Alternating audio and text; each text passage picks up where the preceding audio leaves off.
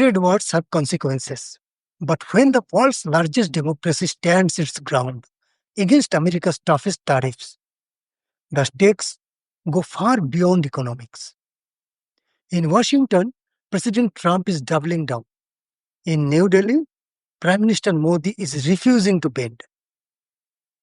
At the heart of it all, Russian oil, billions in tariffs, and a battle for strategic autonomy in an Oval Office meeting. That cost hundreds of billions of dollars to Russia. You call that no action?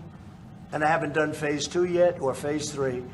But when you say there's no action, I think you ought to get yourself a new job. Because if you remember, 2 weeks ago I said, if India buys, India's got big problems. And that's what happened. So don't tell me about that. Go ahead. So President Trump defended his sweeping secondary sanctions on India, signaling that his pressure campaign on Moscow runs straight through New Delhi.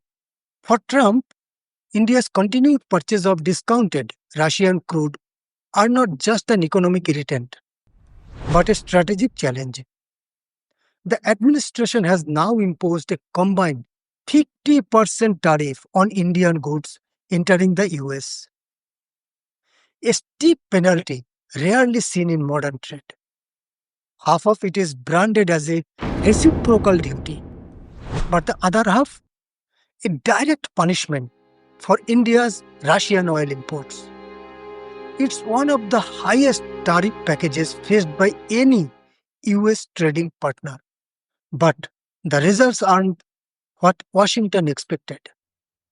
Instead of cutting back, India is buying even more. Why? Because Russia, eager to keep its oil flowing, is now offering deeper discounts, $3 to $4 below Brent crude prices, compared to just $1 in July. The tariffs meant to isolate Moscow may ironically be strengthening its energy lifeline. New Delhi hasn't remained passive.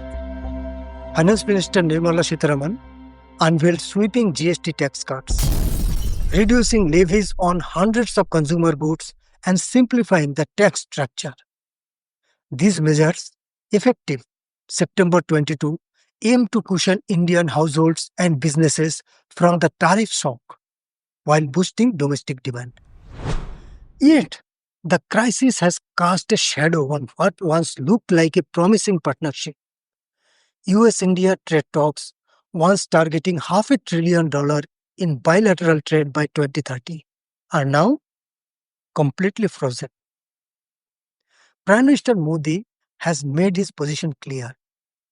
India will not compromise its strategic autonomy, no matter the pressure from Washington. The story of tariffs and oil is more than economics. It's about power, brilliances, and independence. For the US, it's a gamble to weaken Moscow.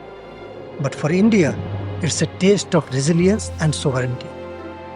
And for the world, it raises a simple question. When great powers collide, who bends and who holds firm?